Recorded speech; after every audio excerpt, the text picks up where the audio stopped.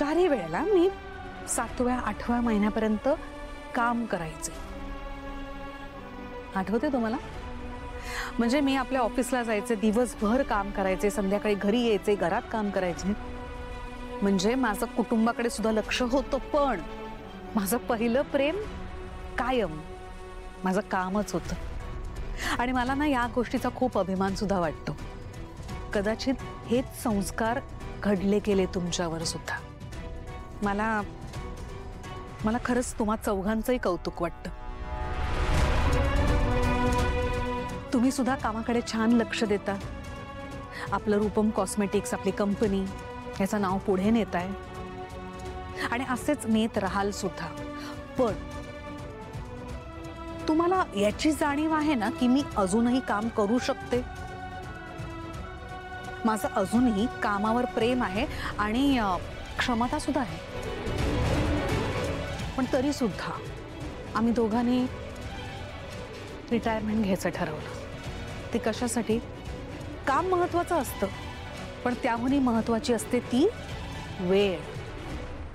प्रत्येक गोष्ट ज्या त्या वेळी होणं गरजेचं असतं असं आम्हाला दोघांनाही वाटतं. कामाच्या वेळी आम्ही काम केलंच, पण आता ती वेळ आली आहे जेव्हा आम्हाला दोघांनाही असं वाटतं की आपली गरज आता आपल्या कुटुंबासाठी, घरासाठी जास्ती आहे. आम्हाला आता घरात राहायचंय तुमच्या बरोबर. आणि आम्हाला दोघांनाही आता असं वाटतंय की ती वेळ आली आहे की आपल्या घरात एक नवीन पाहुणा आला पाहिजे. बरोबर ना? बरोबर. म्हणजे आता काय आहे, दिवसभर आम्ही दोघच असतो घरी एकटे, तुम्ही आपापल्या कामात असता. मग आमच्या बरोबरही खेळणारं कोणीतरी हवं ना घरामध्ये.